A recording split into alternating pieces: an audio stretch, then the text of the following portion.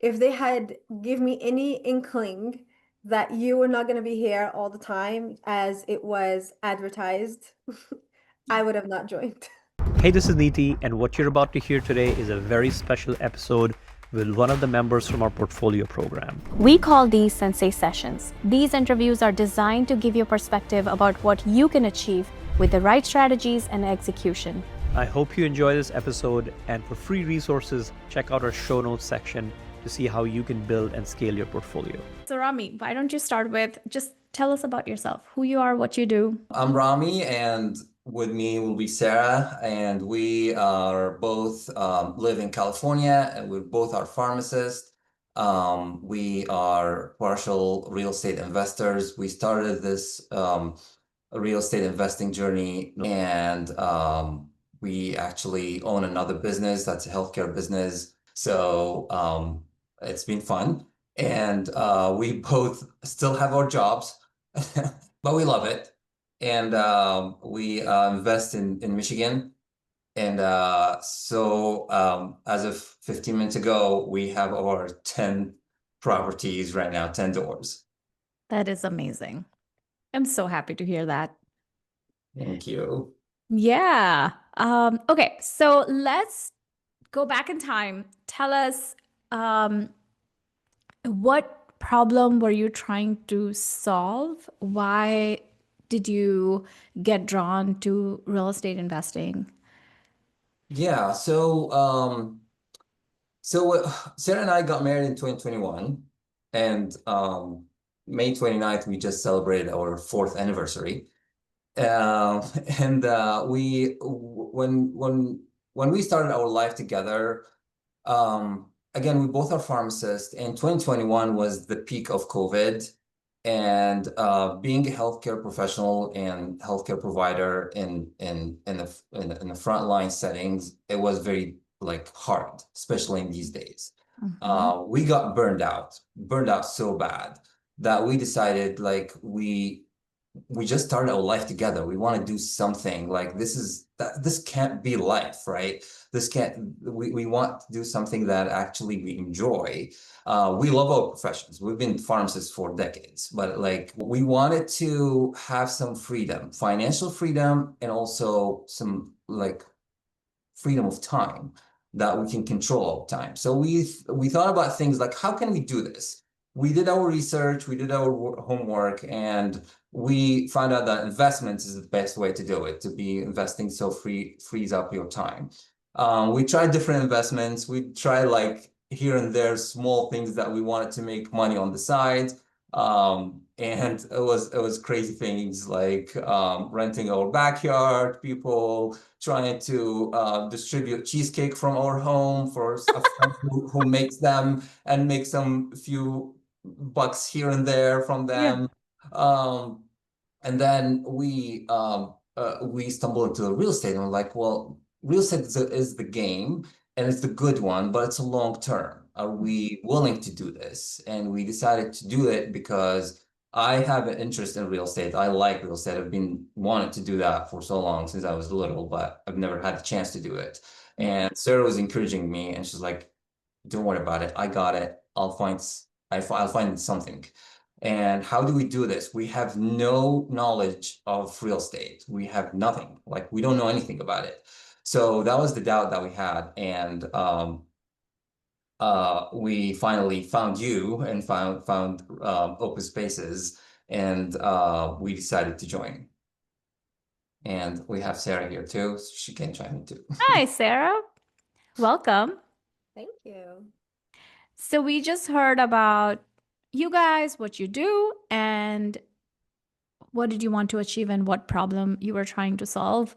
Do you have anything else to add to what Rami said? There's that book that we were reading, and it says entrepreneurs usually have two things. They want to quit or they want to build something better. I think for us to admit it was the combo of both. We wanted to build something better, but also being in corporate was, I have a position where I work tirelessly and I grind and grind and grind to make someone else richer, and I don't even get a raise. So I know. they fight at work, whether they should get us medium pizza or large pizza because of budget cuts. Between the both of us, no praise, not being cocky, but like we've got intelligence, we've got backgrounds, we've got Yeah. diversity, we've got, right, like the financial means to invest into something better and bigger, and then the will and the motivation. So we felt like we have what it takes to be resilient entrepreneurs and keep going and build something better and bigger. So that's why. So my next question is, what did you building something big and, apart from building something big and trying to exit corporate, um, did it mean something for you in terms of personally? But what did it mean for you personally to be able to do something and build assets and wealth? For us, first the financial freedom Yeah. and getting getting back our control Yeah. over our time, and also building that generational wealth and passing that to our offspring, hopefully. Yes. And also it's that sense of achievement and that you're building something is very important to us. We can't just sit still. We're not that kind of people. We want to do something always and want to do something that we are proud of. I can use that time and effort and money to do something for myself, and I will celebrate it. So it's that achievement and feeling of accomplishment is very important. I think one of the drives that actually works for that. Yeah. That's amazing. I actually found a picture of the two of you at BorgCon. I just want to share it with everyone. Here's Rami and Sarah. Did you cross 1 million at BorgCon? Is that what this picture is? 1 million? Yes. Yes. Yeah, that was like in, what That was it? looks sweet. That's fine. It was November? in November. That's amazing. It was in Oh, I love it. November. Yes. And so tell us, where you guys at right now? What's the portfolio size? What's the asset value put together, the ARVs combined? It's just tad below 2 million right now. Okay.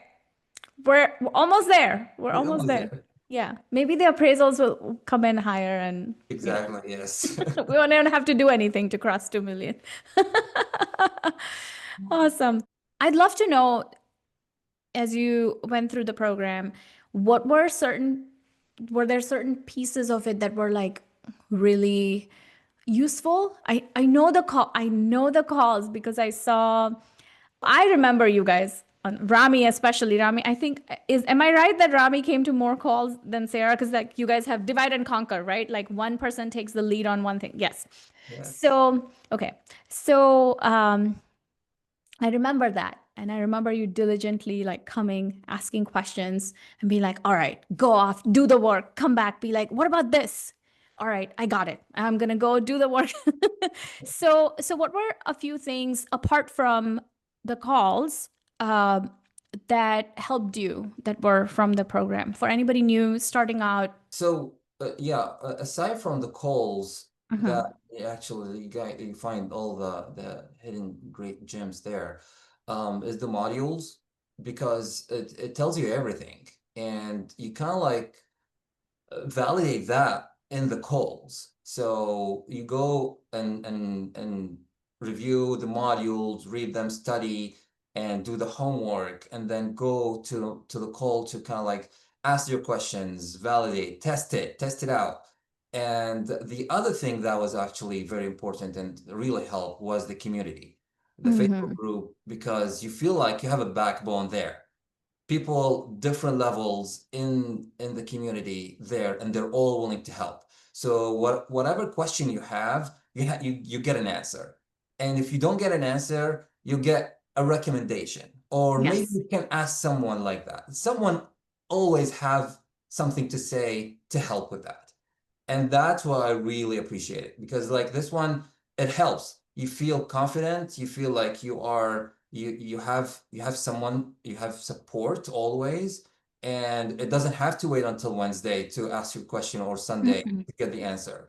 You just post your question at in bed at 10 p.m. and you wake up and you find answers that like 15 comments there answering questions. Or somebody is up at 2 a.m. and they're answering your question. True. Yes, 100%. I love it. So, the community, the modules, and the calls. Did I get it right? Yes. Love it. I'd love to know, so as you guys have built this almost $2 million portfolio, 10 doors in a couple years, how have you changed? So if you look at, the easiest way to explain this is if you look at Rami and Sarah before and then Rami and Sarah 2.0, how do you see yourselves differently now? I think the mindset shifted a lot. It's just resilience. We built a lot of resilience throughout these couple of years. We experience a lot of like good and bad things and challenges. And every challenge that we face, we overcome and you build on top of that. So I think the open-minded mindset of just accepting what the challenges are is very important. And that's what changed in us.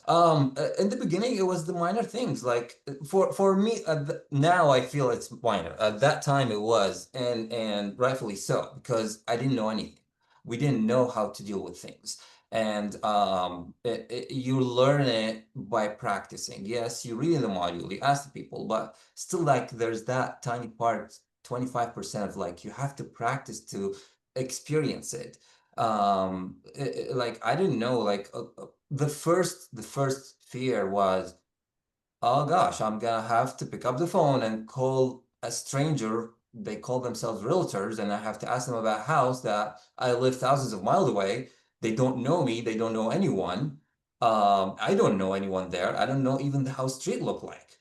And ask them like, oh, I have to act like I'm a seasoned investor, that I'm very confident to say things to them that, oh, I know stuff. So that was the first thing. And that was actually my first celebration. I'm like, ooh, I called and talked and they actually believed it. And they're willing to help me and they're going to call me back. Wow. Stuff like that. And then throughout the process, like finding the house, calling the contractor, interviewing them, and asking questions. And am I asking the right questions or not? What if they're bluffing, or like, I don't know. The lender, same thing. And then the purchase, like again, every single step for the first time, it was a challenge. It was very fearful for me. Like, I don't know, like what closing look like, what documents I need to provide. So I have to answer the phone right away. I have to answer the email right away. They ask me about stuff that I don't know. Let me ask people. Like all of these things now comes naturally, but they were challenges to us. I can add to that. So speaking of the stress before and after, I remember our first property, I take care of like the draws and like communicating with the lender to get like the draw out and like the Excel sheets and little law. And I used to be super duper careful. Every penny needs to be exactly exact. And I'm usually not one to follow rules to that extent. I am a risk taker. And I like to wiggle. And I was like, okay, well, we tried it the first time. And Rami was like, "No, do not do this." I was like, can I just like do this, or maybe I can just instead of saying 1329, can I just say 1500? Will that be okay? So these are like the little things that we used to face in the beginning, and Rami would be like, Because you don't know, right? It's like "Right, when we you don't have your know." first child, you worry about everything because you don't know Absolutely. what is important versus not. So you're like in the draw process, does it have to be exact or can I just round it off? Right. And what's happening on the other end? Like, so like Rami would like stress out, like, well, no, because we already gave her the quote and she knows the numbers, and now you're gonna give her different numbers, and now like the credibility and the this and the this, right? Like the Yeah. whole stress. Now I'm like, oh, it's 1,000, 3,000. Like, Yeah. give me more. I'm like, I Yeah, that's don't because care. you're good people and you care about your reputation and you have integrity. That's why you worry about stuff like this, right? Easier. That's all it's Yeah. I'm like, I don't want to write like 100 lines to say, like, for one bathroom, here's the vanity, here's the tub, here's the this, bathroom, 5K. Yes. Give And me- I love that. That is so true because the bigger you get, that number that you round off is going to get bigger. So, what's your mission of you both as investors, as business owners? What does your investing or your other active business, what does it stand for? I think I'll leave this to Sarah. There are two different missions almost, it feels like. So Sure. they're both are around like helping others. That's one of the things that we studied about ourselves. I know I've done extensive amount of deep diving into me to figure out how I can be of help and where my values are. So with Rami, with the real estate part, I remember when we first started, we wanted to create an environment and homes for others where they can feel like they are supported, it's a good environment, and that it is equipped to give them a better life. Basically, that was the mission that we had when we first started. His favorite flower, I don't know if this is too embarrassing for you, so sorry, you put me in. You made me say it, you made me do it, so that's what you get. But Rami is a huge, like, he has a huge green thumb and he loves planting and he loves flowers and he loves Oh, anything that has a stem, he's it, like he's in it. Um, so his favorite flower is the gardenia, and that's why our company is called the Gardenia Homes, because oh, his whole entire vision was that, and even vision really, is that in every house we get, we would have a gardenia canva or something, so people feel like it's a home of welcoming, it's a home of warmth, and that it is their home and they would stay in it, obviously, for as long as they can. So that was his vision or our vision and mission when we first started. It still is. Like if mhm. you ask Rami right now, would you rather do corporate or like a mom and pop shop to buy appliances? He'd rather do the mom and pop. And he always says, because I want to help the community. Yeah. We help them, then they're gonna help us one day. And then we can create a cohesive community. Like that's his thing. That's what he says. And then it's honestly the same thing for like just the different business. The other one that we have, it's also helping people accomplish what's very, very hard to accomplish, which is like navigating healthcare and removing that feeling of being lost all the time. That's beautiful. So here's my question. Finish the sentence. I almost didn't join because. For the program. Yes. I was my first answer would be self-doubt. Mm. Um, because I don't know if like the commitment I didn't want to do the commitment, and I was doubting everything, especially myself, like I can do it. But then I joined because it's challenge myself, and also I learned that doubt is expensive, and if I don't join, I will lose more than I win. So I overcame that with this. Yeah, that is so true. That is so true too. How did you how did you cultivate that belief in yourself? Or Uh, did you just say it's actually worse if I don't join, whether I believe in myself or not? Because you said doubt is expensive. Is that how you? yeah, because it's the I'm like a visionary and like always like think in advance. I'm like, if I don't join, what I'm gonna do, right? So what Yeah. joining versus not joining? Yes, I'm doubting to join, but what's the alternative, and where is that gonna take me? Yeah. So it's just that mindset of like, okay, I'm gonna join. And if it doesn't work, it doesn't work. It's fine. But if it works, then it's gonna boom. Yes. So And it did let's boom. do it. Yes. And it did. Yeah. That is so interesting how like we don't take the risks and we don't take the plunge because of self-doubt. And it's so true in a lot of steps that we take. What about you, Sarah? Anything you'd like to add? I almost didn't join because of lack of trust. yeah. And this honestly has to go to you as credit. I said this before this program, we had interviewed and talked to different other programs, many other programs. The only thing I say this over and over, the only thing that drew me to this program is you, Palak. So I remember when I called and I was like, oh, it's gonna be another program, just like everything else. It's gonna be marketing like BS, and I don't want it. I have no trust in marketing or sales. Yeah. Um, And I so don't blame you. That's how yeah, this because world is. we're Yeah. numb, right, to all these like sales and like pitches. You just get numb to it. But yeah, I think I almost didn't join because if they had give me any inkling that you were not going to be here all the time as it was advertised, I would have not joined. This is fun. This is the calling. I am so grateful that Rami and Sarah came into our world. They are the best additions to our community. They've been so giving and so supportive of everybody else who's succeeding, so generous with their time. Thanks, guys. When you're ready to get serious, you can join us at theinvestoraccelerator.com. It's like getting 1,000 episodes worth of information in 5 days, and it's everything you need to build your actionable plan to financial freedom and making work optional.